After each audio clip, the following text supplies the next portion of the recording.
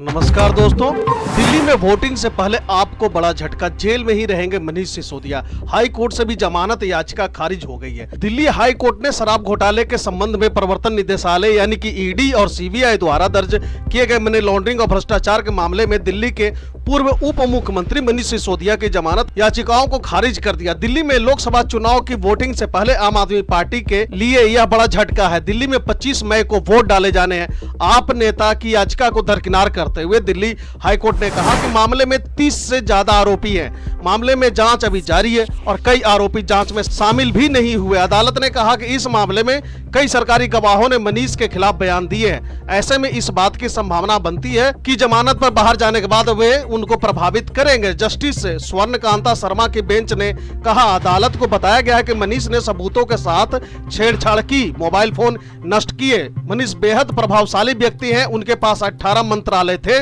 जांच एजेंसी ने पहली नजर में मनीष के खिलाफ मनी लॉन्ड्रिंग का केस बनाया था। हाईकोर्ट को याचिकाकर्ता ने बताया कि देरी के आधार पर उन्हें जमानत दी जा सकती है।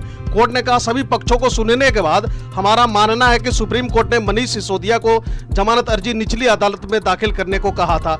दिल्ली का शराब घोटाला क्या है, जिसमें ईडी ने मनीष सिसोदिया के साथ साथ सीएम अरविंद केजरीवाल को भी गिरफ्तार किया था। Delhi liquor policy case. Delhi शराब घोटाला मामले में दिल्ली के पूर्व उप मुख्यमंत्री मनीष सिसोदिया पहले ही जेल में है। आप सांसद संजय सिंह को सुप्रीम कोर्ट द्वारा बेल दे दिया गया है तथा अभी लोकसभा चुनाव के मद्देनजर अरविंद केजरीवाल जी को 1 जून तक अंतरिम जमानत मिली है।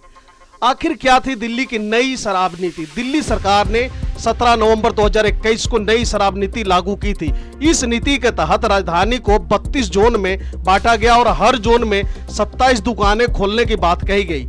इस तरह से पूरी दिल्ली में 849 शराब की दुकानें खोली जानी थी। इस नीति के तहत सभी सरकारी ठेकों को बंद कर सभी शराब की दुकानों को प्राइवेट कर दिया गया, जबकि इससे पहले दिल्ली में शराब की 60% दुकानें सरकारी और 40% प्राइवेट थी। नई नीति लागू होने के बाद सभी 100% यानी 100% शराब की दुकानों को प्राइवेट कर दिया गया। दिल्ली सरकार ने इससे पीछे यानी कि इसके पीछे तर्क दिया कि इसके 3500 करोड़ रुपए का फायदा होगा जो कि सरकार के खाते में जाएंगे। यही नहीं, दिल्ली सरकार ने शराब की दुकान के लाइसेंस की फीस भी बढ़ा दी जो कि कई गुना थी। इसके तहत जिस L1 लाइसेंस को हासिल करने के लिए पहले 25 लाख रुपए देने होते थे, नई नीति लागू होने के बाद उसके लिए ठेकेदारों को 5 करोड़ रुपए चुकाने पड़े।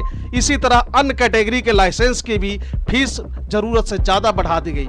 सरकारी राजस्व में भारी कमी होने का आरोप भी इनके ऊपर लगा। सरकार का आरोप लगा कि सरकार की नई नीति से राजस्व में भारी कमी हुई। पहले जहां 750 ml की एक शराब की बोतल 530 रुपए में मिलती थी, उस बोतल पर रिटेल कारोबारी को 33 रुपए 35 पैसे का मुनाफा होता था, जबकि 223 रुपए 89 पैसा उत्पाद कर और 106 रुपए वैट के रूप में सरकार को मिलता था। इस हिसाब से सरकार को हर एक बोतल पर 329 रुपए 89 पैसे का फायदा होता था। सरकार की नई नीति आने के बाद 750 ml की बोतल का दाम 530 रुपए से बढ़ाकर 560 रुपए कर दिया। इससे रिटेल कारोबारी का मुनाफा 33 रुपए 35 पैसा से बढ़कर 363 रुपए 27 पैसे हो गया, यानी कि रिटेल कारोबारियों को सीधे 10 गुना से ज्यादा का फायदा होने लगा। वहीं सरकार को मिलने वाला 329 रुपए 89 पैसे का फायदा घटकर 3 रुपया 78 पैसा रह गया। इसमें 1 रुपया 88 पैसा शुल्क और 1 रुपये 90 पैसे वैट शामिल है। केंद्रीय जांच एजेंसी ने हाल ही में अदालत को बताया कि केजरीवाल कथित घोटाले के सरगना है।